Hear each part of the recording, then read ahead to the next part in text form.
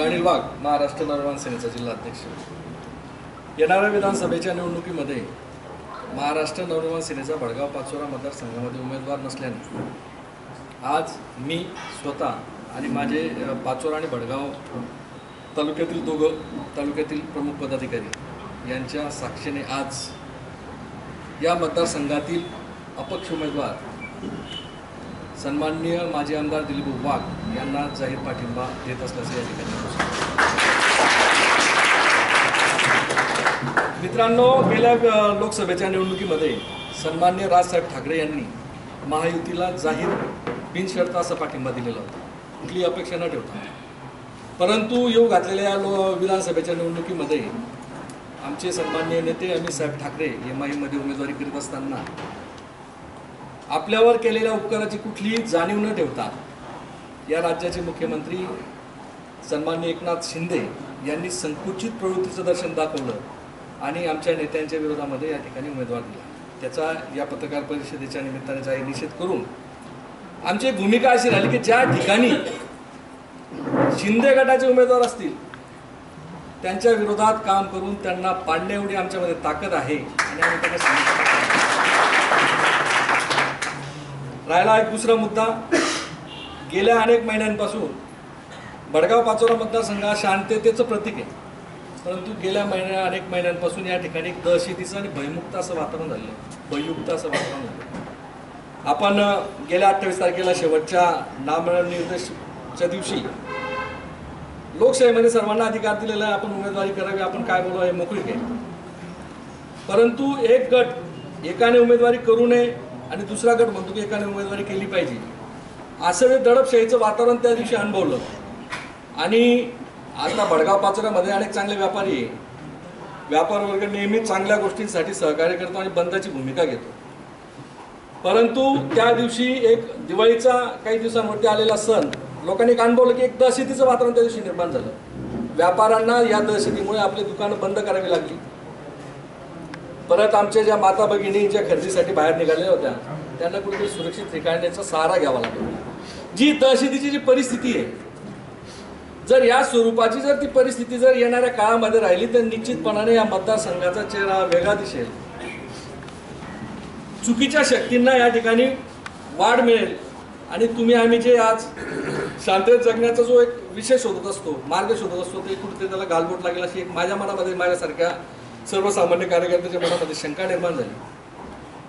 कारण काय आहे, परिवर्तन हे 100% होणार आहे, परंतु परिवर्तन होत असताना या मतदारसंघाची धुरा कोणाच्या हातात गेली पाहिजे हाही विचार करण्याचा खऱ्या अर्थाने मतदारसंघाच्या लोकांनी विचार करण्याची गरज आहे। नाही तर असं नको झालं पाहिजे व आगीतून निघालं फुफुट्यात अटकलं, अशी परिस्थिती व्हायला नको। आम्ही सन्माननीय दिलीप वाघ यांचा 5 वर्षाचा कार्यकाळ आम्ही अनुभवलेला आहे। त्या कार्यकाळामध्ये या मतदारसंघामध्ये खूप शांतता होती, विकासाची 2 कामं कमी झाली या मतदारसंघामध्ये 100% चालेल, परंतु भय सर्वसामान्य नागरिकांना, व्यापाऱ्यांना, आमच्या माता भगिनींच्या मनामध्ये भय ही स्थिती असली नको पाहिजे, म्हणून आम्ही सन्माननीय दिलीप वाघ यांना या ठिकाणी जाहीरपणाने पाठिंबा देतोय। तिसरी एक गोष्ट, विकासाच्या अनेक दिवसापासून गप्पा सुरू आहे। गटारी, नाले, रस्ते केल्यानंतर विकास होतो असं मला वाटत नाही, कारण राज्यामध्ये केंद्रामध्ये सत्ता असताना देखील सन्माननीय आमदार साहेब या दोघही तालुक्यांमध्ये रोजगार उपलब्ध करू शकलेले नाही। आजही या इथल्या तरुणांना कुठेही रोजगाराची संधी आम्हाला दिसत नाही। म्हणून विकास करायचा जर असेल तर तुम्हाला या भागातील तरुणांच्या हाताला काम देणं गरजेचं होतं। तुम्ही या 3000 कोटीच्या कामामध्ये कुठला विकास केला खरं म्हणजे तोही शोधला पाहिजे। त्यांचा विकास झाला की लोकांचा विकास झाला ही एक मोठी शंका या निमित्ताने निर्माण होते। अनेक या मतदारसंघातले प्रश्न आजही प्रलंबित आहे।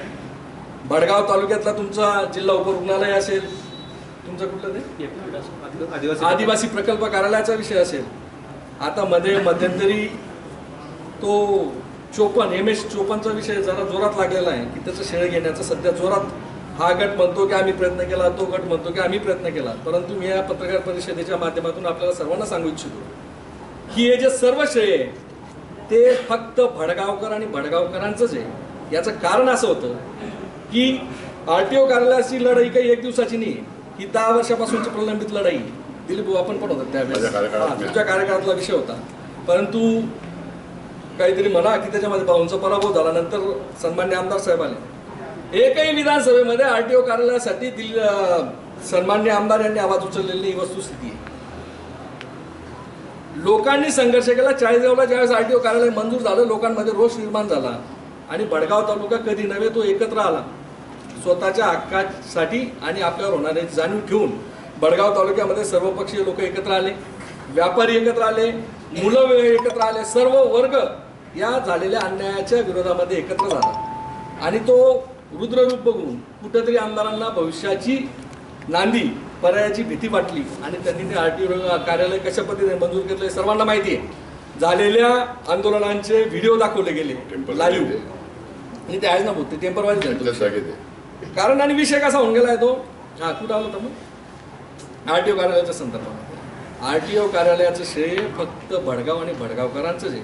माझ्या पत्रकार परिषदेच्या माध्यमातून जे आमचे कोणी सहकारी भडगावकर म्हणून याला त्याला जे पाठिंबा देत आहे त्यांना एक माझी नम्र विनंती की हा संघर्ष आपण तालुक्याच्या हितासाठी उभा केलेला आहे.